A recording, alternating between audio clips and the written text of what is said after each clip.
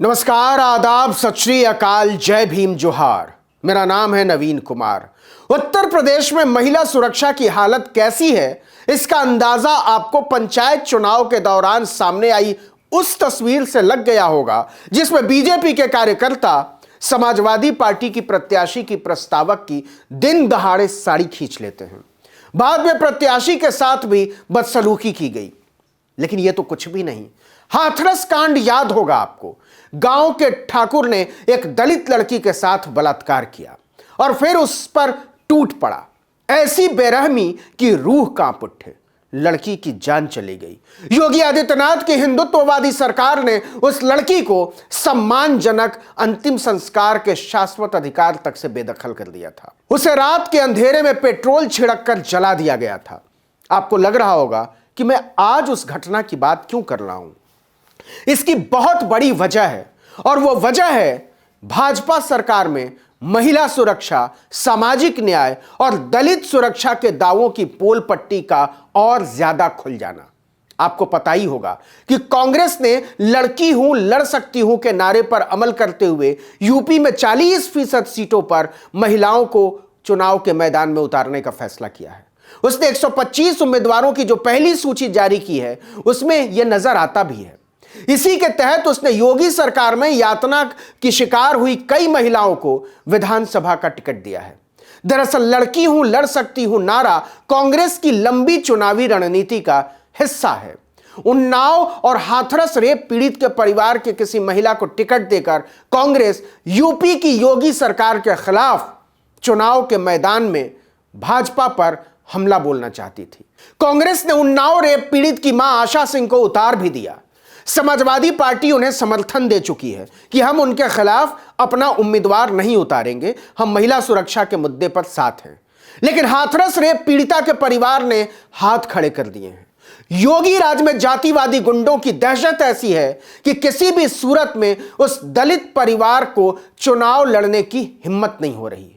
उसने माफी और विनम्रता के साथ कांग्रेस पार्टी का ऑफर ठुकरा दिया है। इसकी वजह सुन लेंगे तो हैरान रह जाएंगे। महिला सुरक्षा का योगी का दावा आपको ढोंग लगने लगेगा। हाथरस रेप पीड़ित का परिवार इस वजह से सहमा हुआ है कि अगर टिकट ले लिया, अगर चुनाव में उतर गए तो पूरा परिवार उजड़ जाएगा। आप जानते ही हैं मामले की सुनवाई कोर्ट में चल रही है।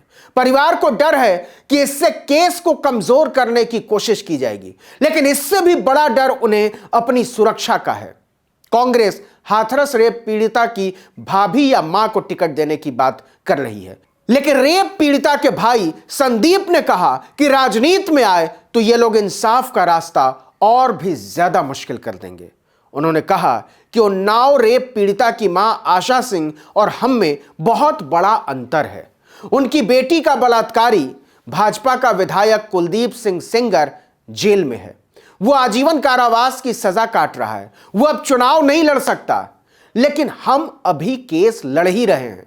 अगर राजनीति में आए तो फिर हमारे खिलाफ भी राजनीति होगी और हमारा केस कमजोर करने की कोशिश की जाएगी। हम ऐसा नहीं चाहते। संदीप कहते हैं कि बात केवल मुकदमे की ही नहीं है, सबसे बड़ा सवाल तो सुरक्षा का है। हमारी सुरक्षा में तैनात जवान उसी सरकार के हैं जिसके खिलाफ कांग्रेस हमें खड़ा करना चाहती है। वो पूछते हैं कि जिनसे हम सुरक्षा ले रहे हैं उनके खिलाफ क्या लड़ाई लड़ी जा सकती है। जिस गांव में रेप हुआ था उस गांव में सिर्फ 4 परिवार दलितों के हैं, बाकी सारे घर ठाकुरों ब्राह्मणों के। रेप पीड़ित के भाई ने साफ कहा कि पूरे गांव में करीब 125 परिवार रहते हैं। हमारे 4 परिवारों के अलावा बाकी सारे घर ठाकुरों और ब्राह्मणों के हैं। रेप का आरोप जिस पर लगा है वो भी ठाकुर है। हमने पूरे गांव को आजमा लिया। हमारे साथ घटना के समय गांव का एक भी परिवार खड़ा नहीं हुआ था। अब तो पूरे गांव के सीधे निशाने पर हैं हम लोग। आरोपी इतने दबंग थे कि सरकार को सुरक्षा देनी पड़ी। तो फिर आप ही बताइए, चुनाव लड़कर हम कहां जाएंगे। लेकिन खतरा इतना ही नहीं है हुजूर। रेप पीड़िता का परिवार कहता है हम इसी गांव में अकेले नहीं हैं, आसपास के 22 गांव ठाकुरों के ही हैं। आप हमारी चिंता और खतरे को जितना कम समझ रहे हैं उतना है नहीं। पूछा गया कि चुनाव में उतरने से जिंदगी जीना कुछ आसान हो जाएगा। अगर मां या भाभी जिन्हें भी कांग्रेस पार्टी उतारना चाह रही है, अगर वो जीत जाती हैं तो केस लड़ना और सुरक्षित रहना दोनों आसान हो जाता। वो कहते हैं यही तो मुश्किल है। हमारे गांव समेत आसपास के 23 गांव ठाकुरों के हैं। इन 23 गांव में 50 घर भी कुल मिलाकर दलितों के नहीं हैं। ब्राह्मण भी हमसे खफा हैं। पूरा इलाका हमारे खिलाफ खड़ा है, तो हमें वोट कौन ही देगा। मतलब हारना तय नजर आ रहा है, और हारने के बाद क्या होगा हमें अभी से पता है। हमारा जीना मुश्किल हो जाएगा। हमारी जो आज की स्थिति है इससे भी बुरी स्थिति हो जाएगी। इसलिए हम सबसे पहले मुकदमे पर अपना ध्यान लगाना चाहते हैं। जिस न्याय के लिए हमने इतना कुछ सहा है उससे भटकना इस वक्त ठीक नहीं होगा। हमारा मकसद पहले केस जीतना है, न्याय पाना है। इसी से हमारा परिवार शायद सुरक्षित रह सकता है। हमें अदालत के अलावा किसी और से कोई भी उम्मीद नहीं है। तो कहां है महिला सुरक्षा, कहां है सामाजिक न्याय, कहां है दलित सुरक्षा। दलितों के घर जाकर पत्तल में खाना खा लेने से समाज नहीं बदल जाते बाबा जी। सुरक्षा नहीं मिल जाती, उन्हें यकीन नहीं हो जाता कि न्याय उनका अधिकार है। आपको यह जानकर हैरानी होगी कि 14 सितंबर 2020 की हुई घटना के बाद से ही यह परिवार सामाजिक बहिष्कार झेल रहा है। गांव के दलित बताते हैं कि उनके परिवार के लोग बुजुर्ग ठाकुरों के सामने साइकिल तक पर बैठकर नहीं चल सकते। वो अपनी साइकिल से उनके सामने उतर जाते हैं और पैदल चलते हैं, ताकि किसी भी ठाकुर को गलती से यह न लगे कि दलित उनकी बराबरी करने की गुस्ताखी कर रहे हैं। गांव का एक भी सवर्ण इस घटना के बाद उनसे सहानुभूति जताने तक नहीं पहुंचा था। मदद की बात तो बहुत दूर है। उल्टा जब उन्होंने बलात्कारियों का नाम लिया तो ठाकुर उनकी चौखट तक चढ़ाए थे। योगी आदित्यनाथ की सरकार ने इस मामले को दबाने में कोई भी कसर नहीं छोड़ी थी। कानून, नैतिकता और मनुष्यता तीनों को मसल डाला था। गांव के ठाकुर दलील देते हैं कि हम तो इन्हें छूते तक नहीं, रेप करने की बात तो बहुत दूर है।